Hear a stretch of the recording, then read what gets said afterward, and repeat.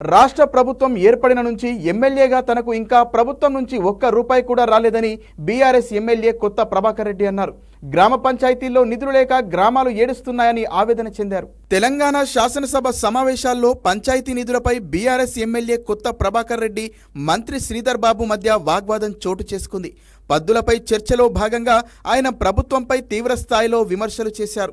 సిరిసిల్ల, సిద్దిపేట, గజ్వెల్ అంటూ గతంలో కాంగ్రెస్ నేతలు బద్నాం చేశారని, అయితే ఇప్పుడు మదిర, కొడంగల్ నియోజకవర్గాలకు నిధులను తరలిస్తున్నారని ఎమ్మెల్యే కొత్త ప్రభాకర్ రెడ్డి ఆరోపించారు. అందుకే అధికార పక్షానికి ప్రశ్నించే హక్కు లేదని పేర్కొన్నారు. అప్పుడు అలా చేశామనే బీఆర్ఎస్ పార్టీ ప్రతిపక్షంలో కూర్చోబెట్టారని, మరి మీరు కూడా ఇక్కడ కూర్చుంటారంటూ ప్రభాకర్ రెడ్డి ప్రశ్నించారు. ఏదైనా శాఖకు ప్రతి ఏటా బడ్జెట్ పెరుగుతోంది, కానీ తగ్గడం ఏంటని ప్రశ్నించారు. నిధులు లేక గ్రామాలు ఏడుస్తున్నాయని ఆవేదన చెందారు. కుక్కలు, పందులు బెడదతో ప్రజలు భయాందోళనకు గురవుతున్నారని వివరించారు.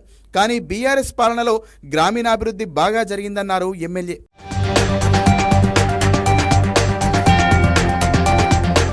బీఆర్ఎస్ ఎమ్మెల్యే కొత్త ప్రభాకర్ రెడ్డి మాటలకు కౌంటర్ ఇస్తూ మంత్రి శ్రీధర్ బాబు మాట్లాడారు. గత ప్రభుత్వ పాలనలో సర్పంచులు అప్పుల పాలయ్యారని, ఆత్మహత్యలు చేసుకున్నారని గుర్తు చేశారు. లక్షల కోట్ల రూపాయల నిధులు, బకాయిలు గత ప్రభుత్వం గ్రామాలకు పెట్టిందని తెలిపారు. గత ప్రభుత్వం చేసిన పాపాలను ఇప్పుడు తాము మోస్తున్నామని పేర్కొన్నారు.